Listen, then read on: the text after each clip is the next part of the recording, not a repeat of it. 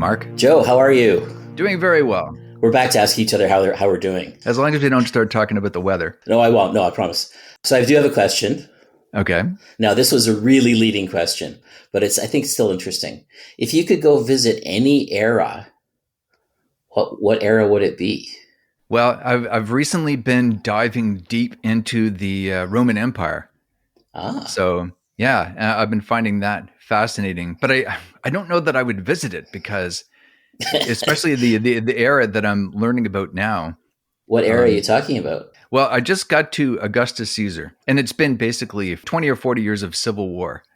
Oh yeah, it's mayhem. But apparently the century before that was one of the best possible times and places to live in human history. But then the inhabitants of the century that I'm learning about now, with Julius Caesar, Augustus Caesar, whatnot, that's like the worst. So. Oh yeah, and it's with Sulla and Marius. It's even before. It starts a generation before Caesar. Exactly. It's horrible. Yeah. Those guys. Yeah. So I guess so. Yeah, the 100 years right up to that point is where I would be interested in checking out. Okay. Now, what about you? Well, I think we should include our guests. Well, for me, I have two things I'd like to do. I'd like to visit about 12,000 to 10,000 years ago. Okay. Just so I could learn what was actually going on, because that's probably one of the most interesting things happening right now in archaeology was there a significant civilization back then? Because there's some indications there was. They found some ruins recently that are not recently, the last 30 years. But, that our sort of traditional story is changing a bit. And so I'd like to know about that. But I'm also really just interested to see what happens in the next, 1,000 years. To see if I'm interested in what happens in the next 2 years.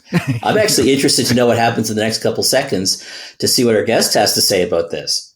Robert Charles Wilson. Yes, I think that would be fascinating. Hopefully he will share his opinion with us. Hello, Robert. Hi, how are you doing? Very well. Welcome to our podcast, Recreative. Thank you so much. So what do you think? If you could go somewhere, where would you go? Well, it depends if I can get all my shots, Well, yeah, assuming you don't have to stay there. I mean, I should have started. I didn't want to make it you don't have to stay there, but you can go visit. You can poke around. You can look around. You can understand what people are saying. Yeah. Well, I have a couple of answers. I'm kind of fascinated by the recent past, the period around the time I was born or before I was born, because that's, for me, looking backward, that's when the world starts to get strange. It's something I'm not accustomed to. If I could drop in on the 1940s or the 1950s, spend a couple of weeks looking around, I would do that. If I wanted to dive a little deeper, maybe the Pleistocene era, poke around a little bit. But predominantly, I think I would like to look forward. It's one of those unanswerable questions. What's the world going to be like in 50 or 100 or 1,000 or 1,000,000 years? None of us will ever know the answer to that question, but that's exactly what makes it so intriguing. Is that one of the reasons you write science fiction? Yeah, it is, in fact. One of the things science fiction does so well is to pose imaginative answers to unanswerable questions. And I think at this point we should do what we usually do, and probably I should have warned you about this. Rather than have us introduce the guests, we ask the guests to introduce themselves. Are you okay with that? Yeah, I guess so. So tell us who you are. Tell us who. Okay, let me see. Well, I've been writing science fiction for more than 35, 40 years now, professionally. I've been reading it since I was 10 or 12 years old. Before that, if you count children's books, it's been a lifelong fascination of mine. It's been my privilege to spend a career as an adult exploring that particular aesthetic space. Other than that, I don't know what to say about myself. I'm just some guy. I live outside of Toronto, and and I write books, and hang out with my friends, and that's kind of sums it up, really. I guess we can embellish it a little bit. I mean, Mark and I are both admittedly fans and have read several of your books, and I'm currently reading your latest book now, which perhaps we'll talk a little bit about later.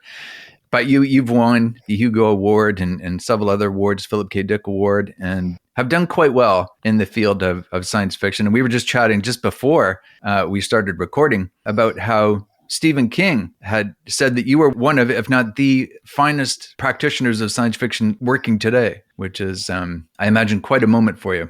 Oh, that was an incredible moment. I've been reading Stephen King since he published Carrie. It was kind of a formative influence on me in a sense because I just fell in love with the intimacy he has with the characters he writes about. So when he said that, it was in an issue of Entertainment Weekly. He had a column in Entertainment Weekly. I was completely blown away by that. I never expected, in a sane universe, I would read him, but he would not read me.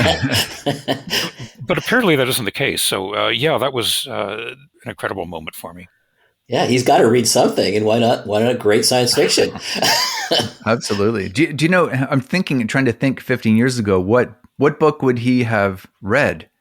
Would that have been Spin? I think it was just after Spin came out. Yeah. Okay. Yeah. That's an amazing book, by the way. That was a big book for me. That was the one that took the awards. Yeah. Yeah. I love Darwinia, though, too. That was, I always think about that book when I think about you, because I don't want to spoil anything for people, though. I know it's been out for a while, but I won't say too much about it because I don't want to spoil the surprise, but it's a wonderful book. Well, thank you for saying so. Actually, my introduction to you was A Bridge of Years. I remember wandering through a Kohl's bookstore looking for something to read, and there it was, and I was unfamiliar with you at that time, and then read that book, and then you were instantly elevated to one of my favorite science fiction writers. So, well, it's interesting, that you wandered into a Kohl's bookstore. It's funny because I used to be a regular at Kohl's back in the day, and when my first book was published, I made a point of not only going to look for it in a Kohl's bookstore, I went to look for it in the Kohl's bookstore I used to visit when I was 10 years old. I literally took transit out to Etobicoke, and found the little mall where I used to shop. And by God, there it was. Something that I had written was sitting on that shelf. Yeah. So, yeah. So was that the moment you knew you'd made it? I don't know if "made it" is the word. I just was giggling when I said it. I'd at least done something, and if it didn't impress others, it impressed me. Well, and that's probably actually what it's all about, isn't it? I mean, we're only here to impress ourselves. We don't really need to impress others. Although I have to admit, I'm thinking, when you saw that Stephen King had written that, did you call Robert J. Sawyer afterwards? And no, I didn't. But now that you mentioned it, I probably should have. Yeah, that's something worth gloating over. Yeah, that's true. But you're a real gent. Okay, that brings us to your choice of topic for today. Would you like to tell us what that is? Well, you asked for an inspirational work of art, and what I kept coming back to was The Time Machine by H.G. Wells. I mention that because it's one of the first books of science fiction that I discovered. But I've come back to it repeatedly over the course of my career, and I always find something new in it. It's a simple little story. It's more a novella than a novel. Wells himself in his later life dismissed it as being undergraduate work, I think he called it. But that's what I like about it, is that it is so clearly the work of a young man. He was a working class guy. He was, if he hadn't been a writer, his other career was as a draper's apprentice. He had to struggle a lot when he was young to read what he wanted to read and to make time for it. But it was obviously the work of someone who was intellectually engaged and fascinated by what were the big discoveries of the 19th century. The geology that told us how old the planet was, or hinted at it at least. Mm-hmm. And of course, evolution, the idea that we had all evolved from previous forms of life, and that this would go on. It wasn't a process that stopped. Similarly, the geological changes over time in the Earth, this was not a process that stopped. And what I liked about The Time Machine is it looked so directly and bluntly at that. The scene that has always stuck with me is the scene at the end of the story where the time traveler travels 30 million years into the future and finds a dying Earth, bloated red sun in the sky, a few sad remnants of life. And this at a time when people wrote about the future or wrote stories that were proto-science fiction, there was a tendency to use them allegorically or to infuse them with metaphor or metaphysical ideas. It was a time when if people imagined if you went to Mars, you might find the spirits of the dead or angels or something like that. But this was a very blunt, naturalistic vision of the future, and he faced it head on. And he found a kind of a bleak beauty in it, I think that's why I keep coming back to it, and I think that's why that vision plays so often into what I've written over the course of my life. And he was a very young man when he wrote that, wasn't he? Was he under 30? Yeah, he was definitely under 30. I don't remember exactly how old he was, but yeah, it was among his first published works. So. And do you happen to know roughly when it was published? There was a version of it he wrote called, what was it, The Chronic Argonaut, which I think is a wonderful title, but I think it was 1888, something like that. Don't quote me, but I think that's pretty much in the ballpark. It's late 19th century, though. Yeah. Yeah. And he's got he sort of has that era's sort of fascination with machinery and the mechanics of things too, right? Yeah, technology. I mean, over the course of his career, he didn't see technological progress as necessarily a great thing. It had a dark side. But I think that's true. He was fascinated by all this stuff, and but more than that, he had this aesthetic obsession with it. Yeah. I mean, if you think of these ideas of geology and evolution as kind of as if they were a street map of Paris, what Wells produced was a painting of Paris. Right. He brought that aesthetic dimension to it. I'm seeing that it was published in 1895. Yeah, there were these earlier versions that he published.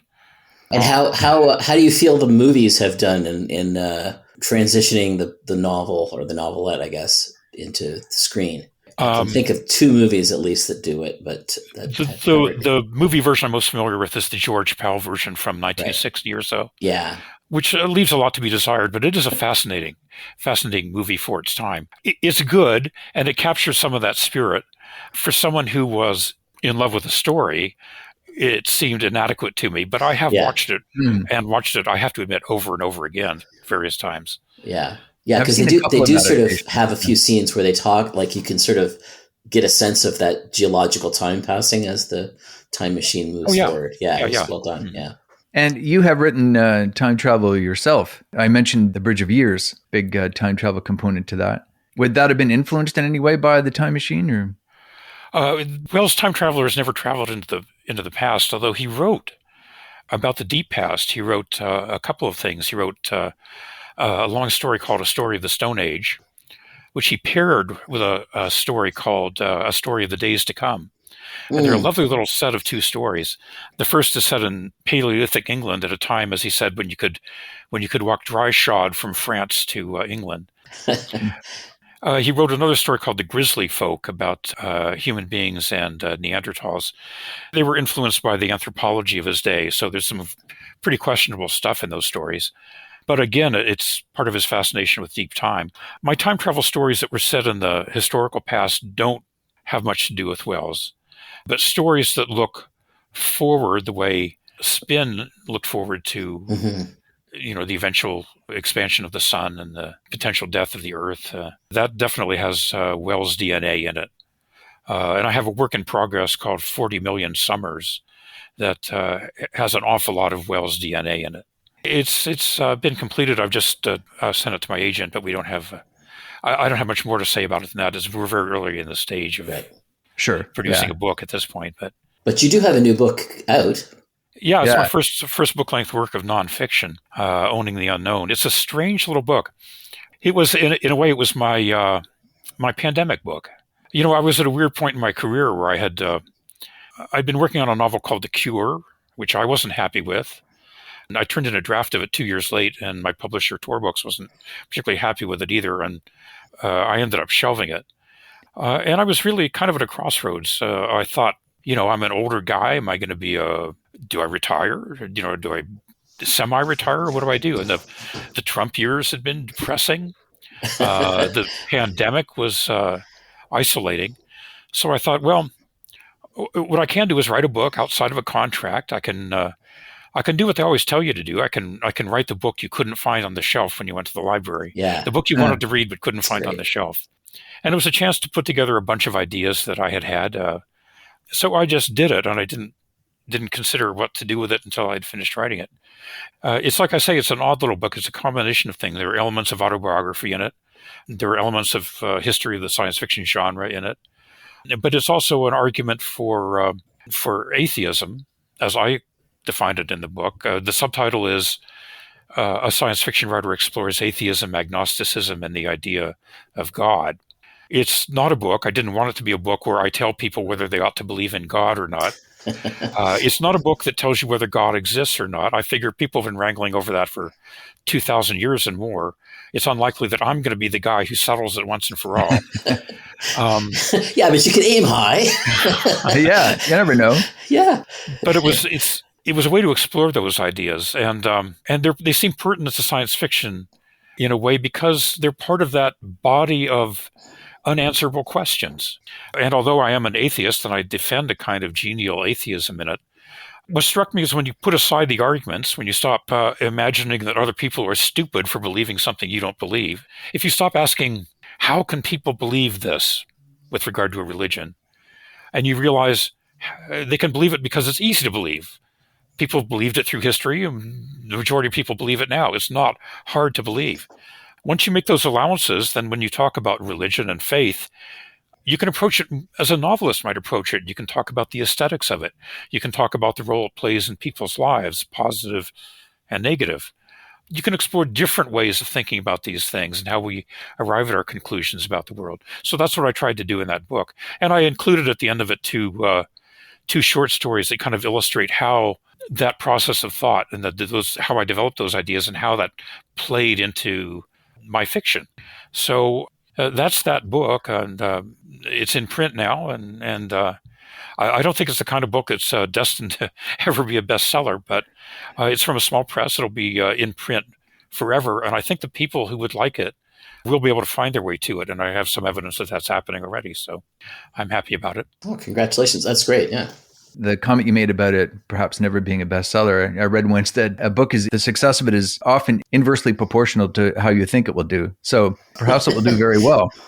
And the other thing is that I know from having read much of your work in the past and comments that you've either written or made, that you did have a rather fundamentalist upbringing. And I think that has infused bits of your work through your career. So this book, in a way, to me, seems like a natural conclusion, really, or a natural waypoint in your career that you were destined perhaps to tackle at some point. More of a comment than a question. Well, I'll answer it anyway. Okay. Yeah, I think that's true. I wouldn't say necessarily that I came from a fundamentalist family. I do discuss this to a certain extent in the book, that it was very odd in my family that, we had to attend church every Sunday. But it was never something we talked about at home. It was as if there was almost a cone of silence around it. It would be distasteful to just talk about religion. And as odd as that might seem, it made space for me as someone who found a lot of that stuff unconvincing. I was never confronted by my family about it. It was odd because religion played a big part in my extended family. My Uncle Kenneth was the editor of a magazine called the Christian Herald, which back in the day had the largest circulation of any Protestant Christian magazine. My grandmother was a Protestant of the old school. She was a teetotaler. When magazines came into the house, like Time or Life, before she opened them, she would go through them and cut out the liquor ads. So when we visited her, it was always troublesome to me when we visited her because the articles would have important pieces missing. It's kind of annoying. You should have bought her one of those heavy black pens. So that would have been better. I should have suggested. So there is that element in my upbringing, but there was space in that upbringing for me to. I wasn't indoctrinated. I wouldn't put it that way. I was never required to participate in this stuff beyond saying the blessing at dinner and showing up at church on Sunday. Is there a moment or an event that you can trace back to becoming an atheist? Well, the one I narrate at the beginning of the book is when I was, I guess, about 12 years old. There was an announcement in the church bulletin, the one they put on the back of the pews every Sunday, that there was going to be an evening event for young people that was going to feature a display of ultraviolet light.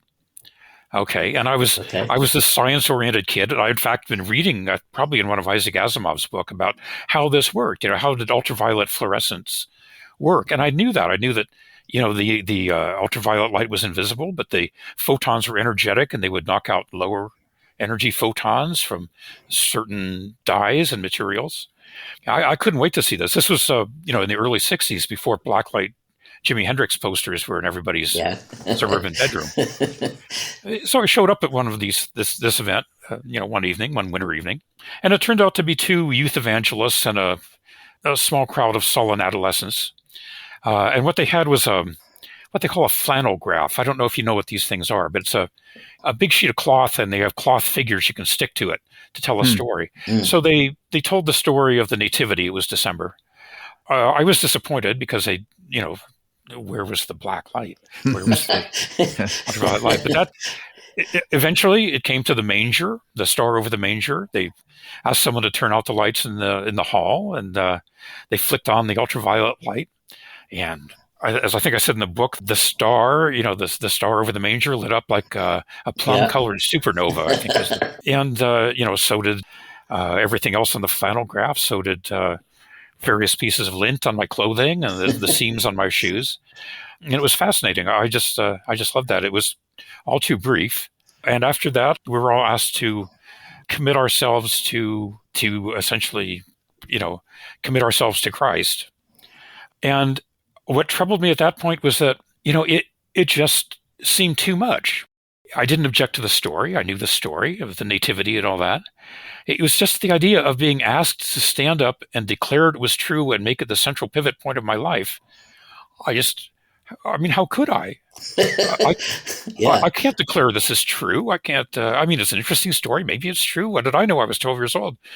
But I just felt like I was, being asked to sign a contract I hadn't read, basically. So, I made my excuses. I asked for a bathroom break, made my way out, grabbed my coat, off the coat hanger, and exited into the winter night, and began to wonder what I should think about all this stuff. And it was part of a lifetime of thinking about this stuff. Not because I was angry, not because it seemed stupid or mean or anything like that.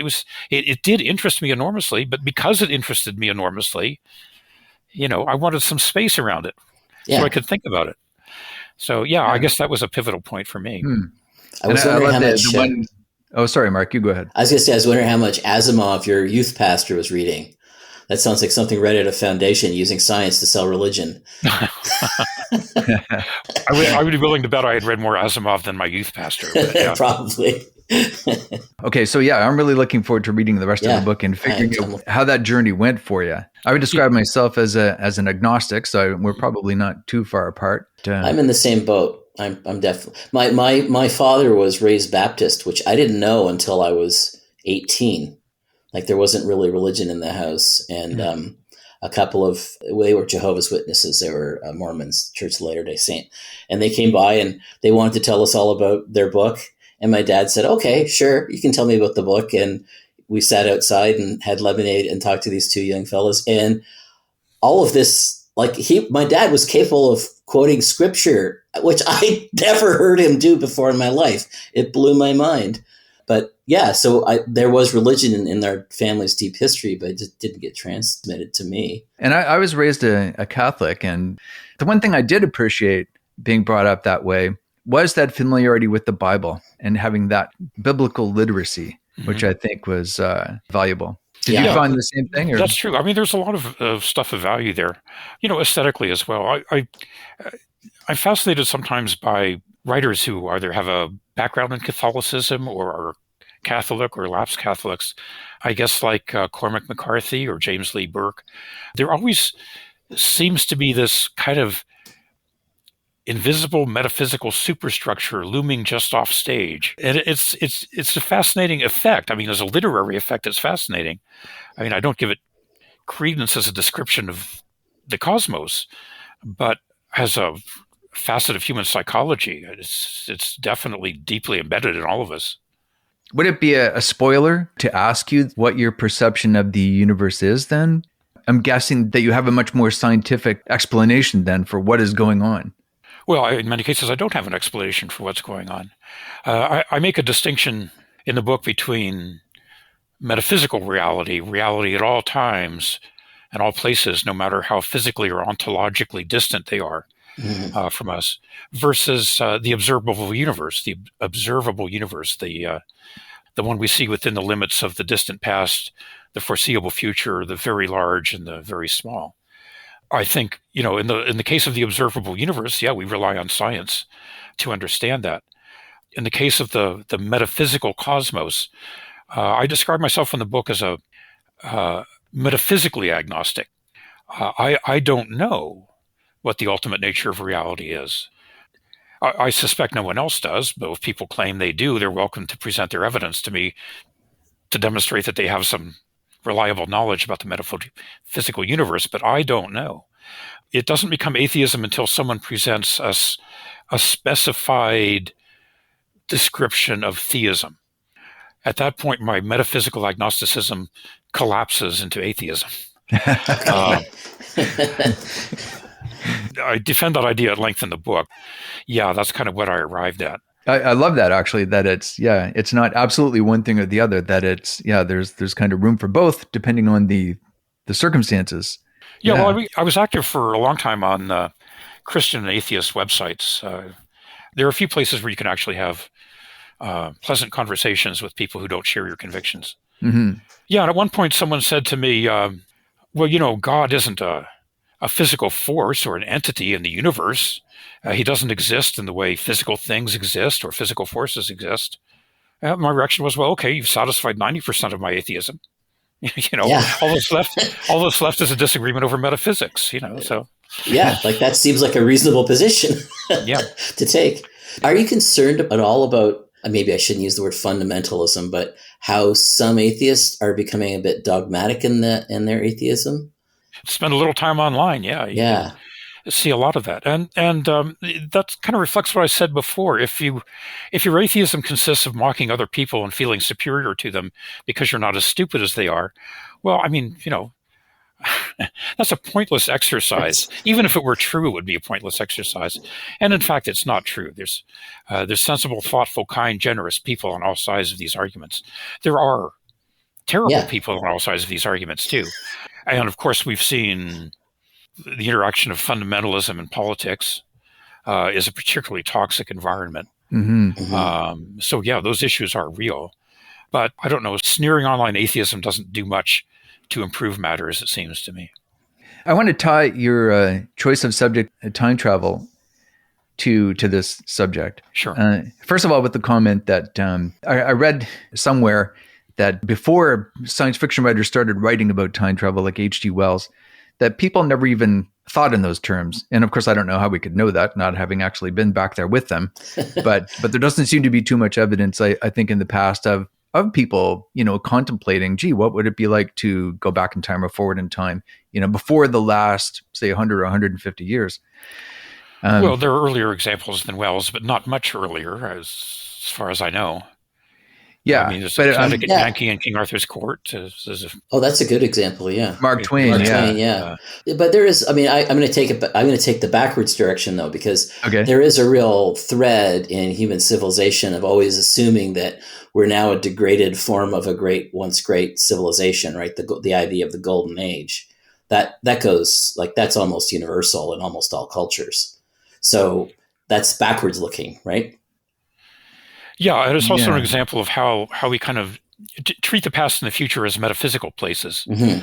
The Christian idea, we began in a garden, we exist in a fallen state, and we're destined for a glorious kingdom. But there are other ideologies or religions that look backward to a golden age or look forward to a golden age. But the idea that these things are just continuous with us is... I think a strikingly modern idea.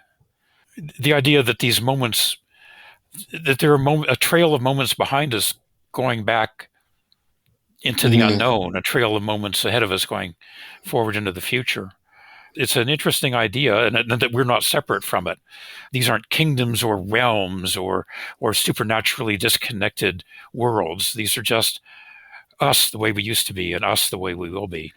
That's a very science fictional idea. Yeah, I do think the Enlightenment has a lot to do with that too, though, right? Because I think the idea of progress in terms of scientific and civilizational progress really does kind of start with the Enlightenment in the way that, because I don't think in ancient Rome, to use your example, Joe, of an ancient Roman, I don't think they would be thinking about how much better life is going to be in 1,000 years. I don't think that was part No, of no, the they framework. were thinking from what I know of them. It's funny that the parallels between ancient Rome's and America today, or the world today, Yeah. where there's the conservatives trying to keep things the way that they were and revert to that past, and then people like Julius Caesar and Augustus Caesar coming in and saying, well, no, we actually don't think that was working, and we want to make that better. And here we have all these ideas, and I'm going to conquer all your armies so that I can have the power to actually implement all these ideas. But the one thing that they didn't do was they didn't reflect on the ability of creating a machine or some kind of a mechanism or magic to actually go back to the past or to the future. that concept is a modern science fiction concept, I think. Well, I mean, you mentioned the Enlightenment. One of the things I say in the book is I offered a couple of playful definitions of science fiction. And one of them was that science fiction stories are the miracle stories of the Enlightenment. Yes. The classical world was full of miracle stories. People loved tales of distant lands with strange creatures and events in the heavens. Even within Christianity, there were apocryphal stories like the infancy gospel of Jesus about Jesus as a child, performing miracles and getting into trouble. And the love of miracle stories is continuous. What the Enlightenment did was kind of create a new ontology you could fit them in. Instead of talking about angels and demons and monstrous beings in non-existent lands, we could talk about spacecraft, and time travel is a miracle when you come right down to it. Yeah. But it takes place within this a completely different metal universe. A metal universe in which you need a machine. A machine can take you forward in time. A machine can take you to There's a rational way to do it. Yeah. It exists within that Enlightenment cosmology. Yeah.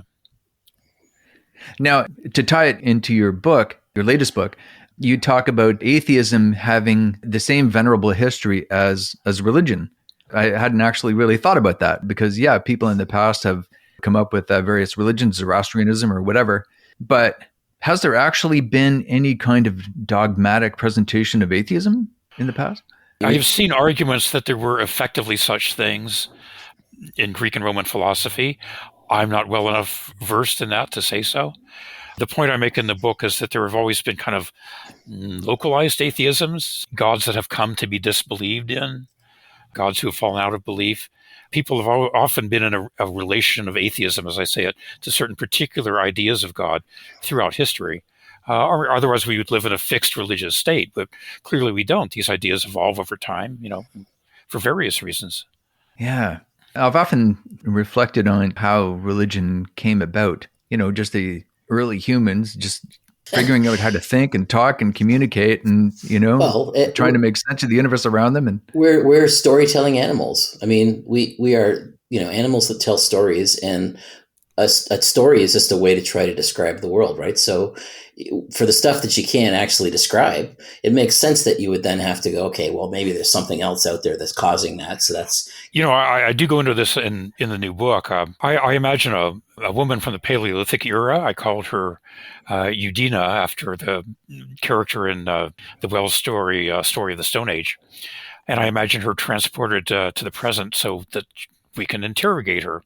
But one of the things she points out, or one of the things that I point out through her, is that there are fundamental ideas that I think people come by rationally. They're not necessarily inventions to explain anything. For instance, Udina, our Paleolithic visitor, believes that there are two worlds, a daylight world and a shadow world, that you can visit the shadow world when you sleep, that you go there to live when you die. And her reasons for believing this are perfectly rational. When she sleeps, she goes places that she doesn't go in her physical body. When she goes there, she sees people who have died and predeceased her, and she speaks to them in this shadow world. She can enter this world not only through sleep, but through the use of certain plants or rituals or ceremonies. The idea that she's more than just her body, that there's a kind of a disembodied self that can travel in the shadow world. These aren't made-up explanations. These are just rational inferences about her daily experience. And these ideas are enormously easy for human beings to believe. That's why they're part of the stock and trade of what we do when we write science fiction. When if you want to go to an adjacent world, there's always a way to get there. If you want to go to Hogwarts, you go to what is it, 9.5, Yeah. whatever that is. The train. Yeah, but there's this consistent idea of a shadow world with its own inhabitants, our world, creatures who are native to it. There's a barrier. You can't just walk over there, but it's a permeable barrier because those entities visit us from time to time, and from time to time in our sleep, we visit them. Another analogy I used in the book is the Wells story, The Door in the Wall. A perfect analogy for this about a young boy in Victorian England who discovers a mysterious door in a wall. When he opens it and walks through, he's in another world entirely. It extends indefinitely. It's green. There are mountains in the distance. There's a strange woman who shows him the book of life. Once he leaves, the door vanishes. He sees it again at various times in his life, but it's either too busy to approach it, or when he tries to go back to it, it isn't there. It's this whole, I call it the dual ontology, the idea that there's our world and there's a shadow world. It's very easy for us to believe as moderns, so we trade in it when we write science fiction.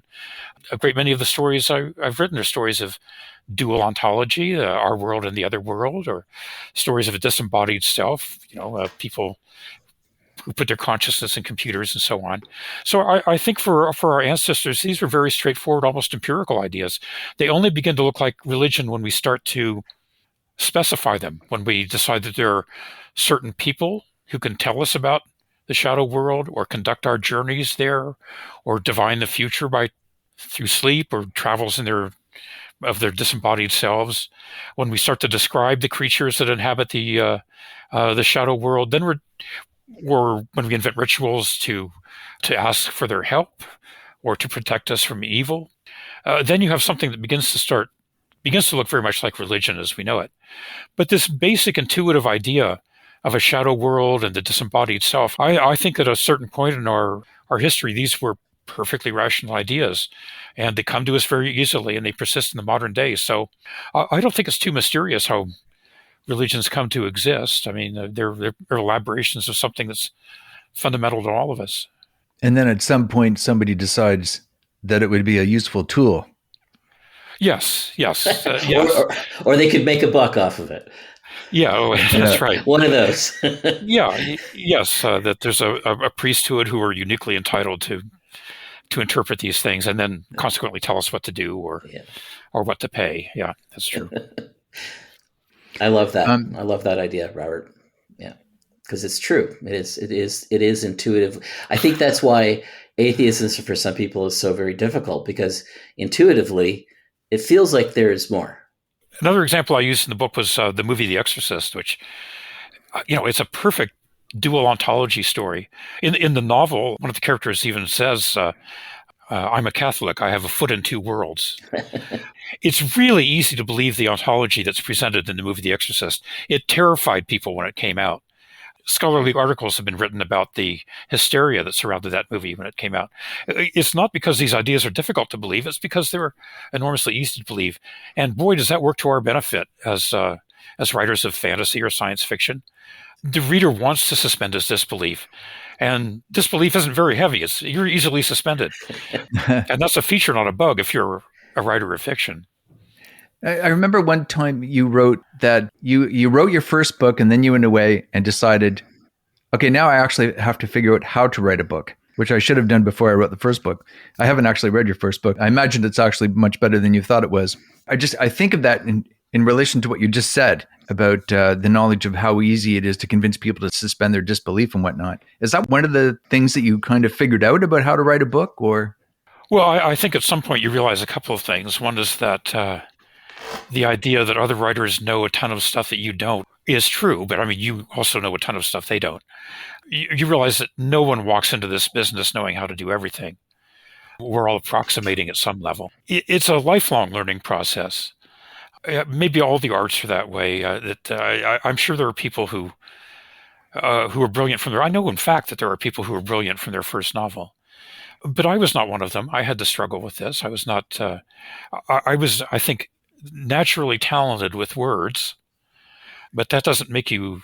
I can write a fluid, pleasant-sounding sentence or paragraph, but that doesn't give you command of fictional structure or suspense or how to create characters and all those things. And those are skills. You don't always learn them consciously. Sometimes you learn them by imitation.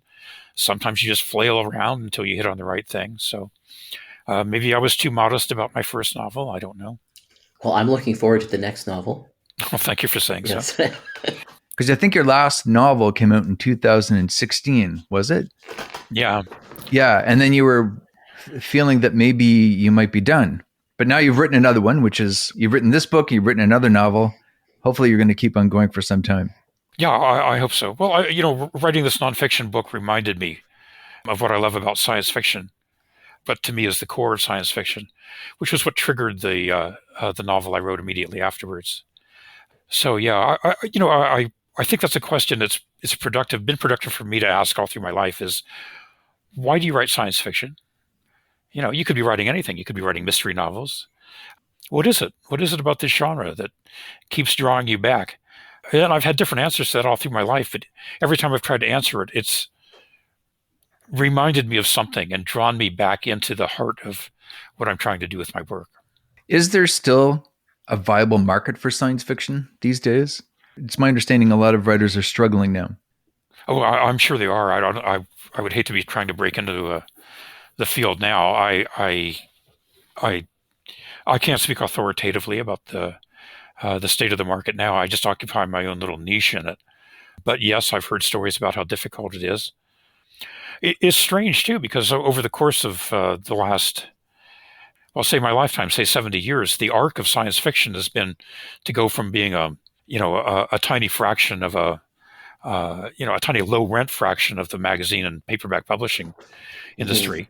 It's to in the first quarter of the 21st century, something that's kind of consumed the entertainment industry. It's science fiction and fantasy are inescapable at the Cineplex and on the small screen. It's everywhere. Something that I grew up hunting for is now something something that hunts for you. Yeah, in many ways. I can even publicly admit I play D&D now when people don't laugh at me. Nerd. It is remarkable. Yeah. I mean, they laugh at me for other reasons, but... So yeah, in the midst of that, though, there seems to be within the literature of science fiction, there seem to be all kinds of, maybe within literature generally, all sorts of just various circumstances that make it financially and often emotionally difficult for young writers trying to break into the field. So where it goes from here, I do not know. I'm in love with the future, but I can't predict it. That's a great place to end this. That's a great quote. Yeah. It has been a great pleasure talking to you today. Really appreciate you coming on the podcast. Robert Charles Wilson. It was fun talking to you guys. Thanks so much. Oh, thank you. No, this is our pleasure.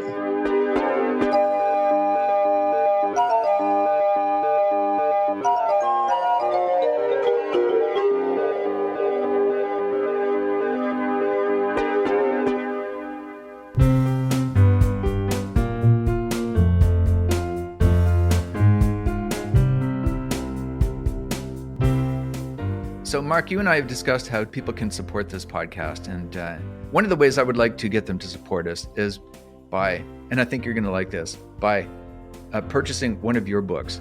Ooh, I like that. How about your books? We're going to start with your books. We'll start with my books? Okay. And today I would like to point people in particular to Alpha Max, which is a novel about the metaverse, which is kind of in vogue these days. Yeah, and it doesn't take a lot of the standard approaches that the metaverse stories do. I think it's a bit more grounded. It's funny and it's witty and it's smart and it's entertaining. Go to recreative.ca/support and you can find our books there. Alpha Max by Mark A. Rayner.